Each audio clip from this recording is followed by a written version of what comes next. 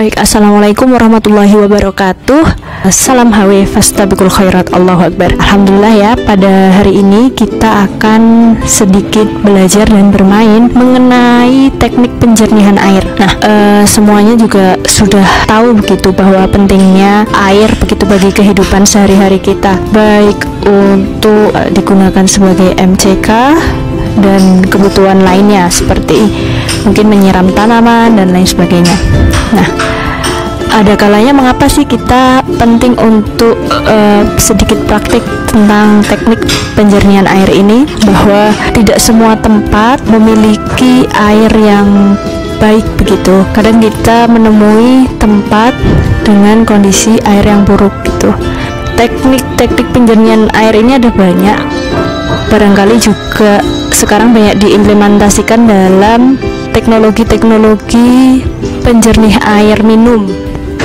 Barangkali ada yang menggunakan bahan-bahan kimia atau menggunakan UV juga untuk membunuh bakteri begitu.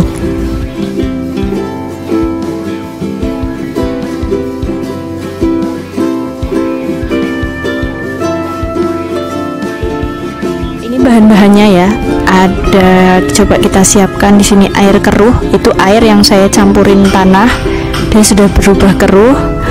Kemudian ada ini, nanti kita masukkan bahan-bahan alaminya, kita masukkan ke dalam sini ya.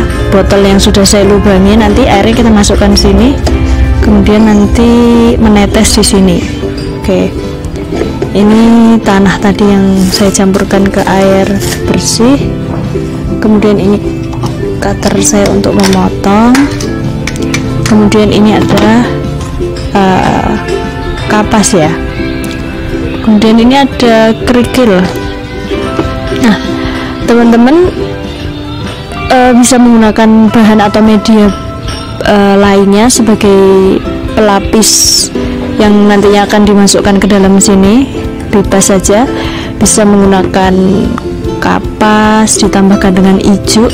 Saya mungkin tidak punya ijuk ya, teman-teman bisa menggunakan ijuk atau bisa juga menggunakan sabut kelapa, sama ya, ada yang ijuk sabut kelapa, mungkin ada yang bukan ijuk sabut kelapa juga ada. Kemudian nanti coba kita lapisin dari partikel yang paling besar ke partikel yang paling kecil seperti kapas. Kalau misalnya teman-teman pernah menadah air hujan yang kotor, coba bisa dipraktekkan ke sini ya. Mungkin saat banjir juga kesulitan mendapatkan air bersih ya, barangkali ini bisa menjadi sedikit solusi. Kalau ini hanya miniaturnya saja yang saya buat, ini juga bisa dipraktekkan di desa-desa, biasanya menggunakan tuk air biasanya.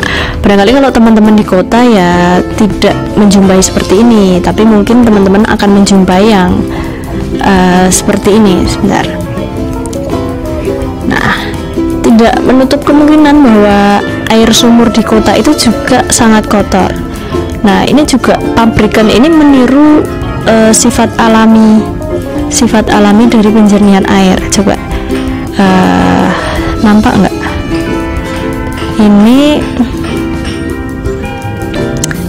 sama prinsipnya, tuh kerannya dimasukkan ke dalam sini.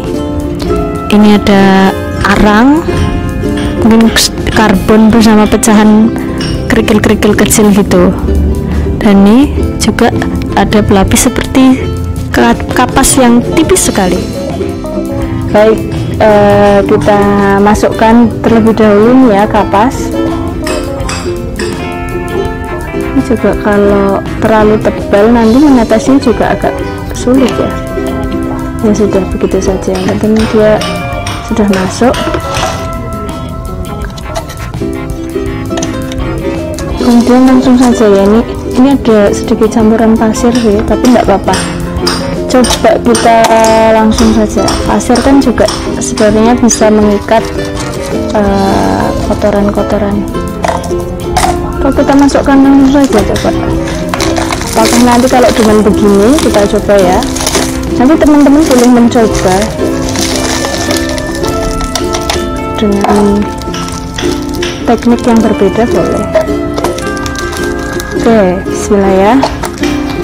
Ini kapasnya tadi cuma 1 lapis ya. Oke, bismillah. Ini butek ya, kotor terus. Coba bismillahirrahmanirrahim.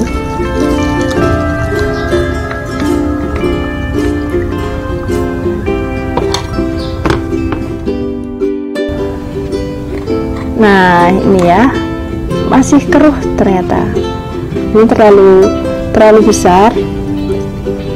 Itu ya, sedikit kesalahan yang terjadi, tapi nggak masalah. Ini namanya percobaan.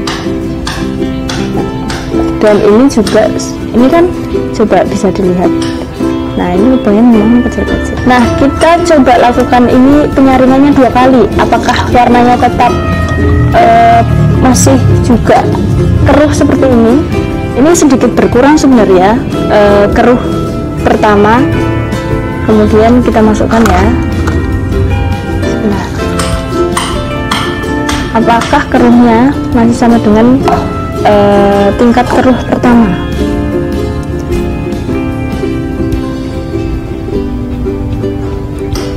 Cukup lama ternyata ya. Tadi sepertinya lolos begitu aja airnya yang dituangkan pertama kali. Nah, ini coba teman-teman bisa lihat, mungkin lebih jernih ya. Ini di penyaringan tingkat kedua. Nah, begini.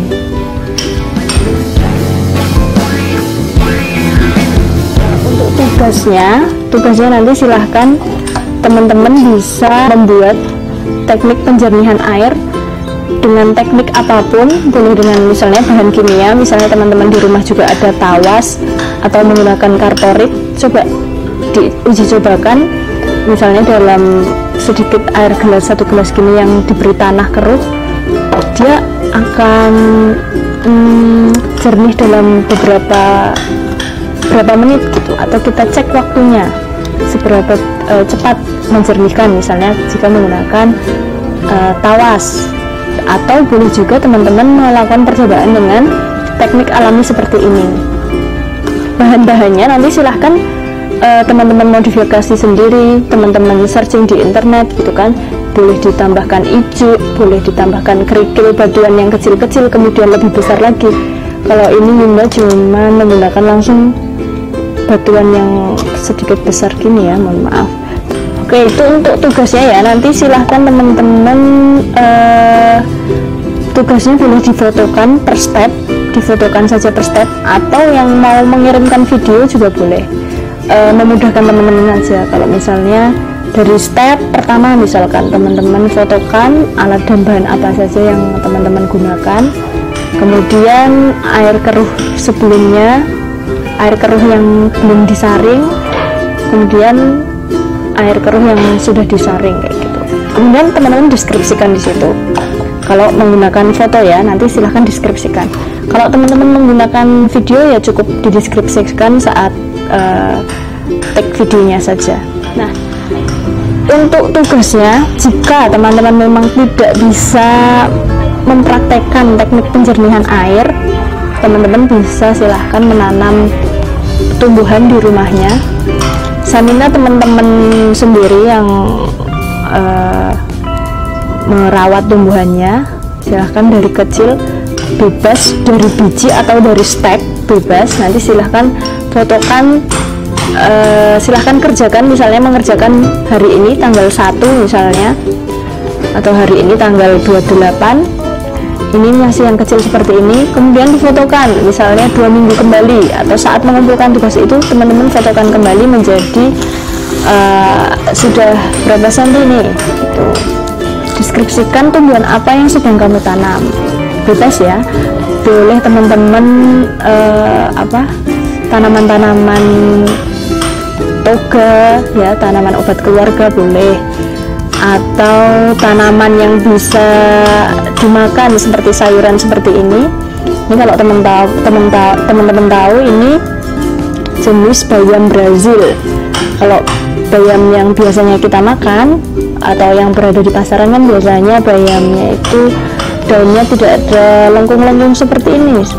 Bayam Brazil ini cukup dengan stek saja sudah bisa menjadikan bibit atau budidaya yang banyak gitu. Bayam yang biasanya itu kan menggunakan biji, serbuknya biasanya ada kembangnya begitu, terus itu serbuknya jalan-jalan kena angin gitu, nanti samping-sampingnya juga akan tumbuh bayam. Nah kalau ini stek saja gitu ya, boleh bunga juga boleh gitu. Ini juga bagian dari penyimpanan air.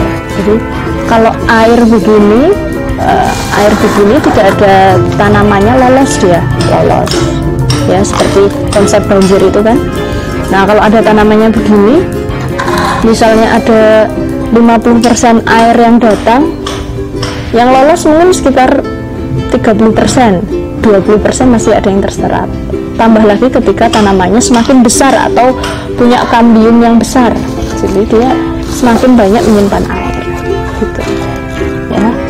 Konsepnya silahkan menjaga alam juga menjaga lingkungan. Ini juga bagian dari budidaya tanaman apa yang bisa kita budidayakan di rumah sendiri dengan memanfaatkan media-media kecil seperti ini. Tentu ini juga mengeluarkan oksigen pastinya begitu. Semoga bumi kita lekas membaik, lekas sehat gitu. Lakukan gerakan kecil yang memang kita bisa lakukan. Tapi ini tadi materi utamanya yang ini. Silahkan nanti teman-teman jangan lupa membuat. Yang ketika tugas pertama tidak bisa dilakukan, tugas kedua tadi bisa dilakukan. Terima kasih telah menyimak video dari Yunda. Selamat mengerjakan tugas, semoga videonya bermanfaat. Dan materi hari ini sebagai penutup materi pada semester genap ini. Kurang lebihnya saya mewakili dari Yunda Pengampu Istiwaton kelas 5. Saya Yunda Arina dan Yunda Aik mohon maaf sebesar-besarnya apabila banyak salah dan kata atau khilaf. Nanti silahkan misalnya ada banyak pertanyaan, baik pengumpulan tugas ataupun pertanyaan bisa didiskusikan di Google Classroom gitu. Kalau ada yang kesulitan silahkan boleh bertanya via WA gitu ya. Oke, terima kasih, kurang lebih mohon maaf. Wassalamualaikum warahmatullahi wabarakatuh.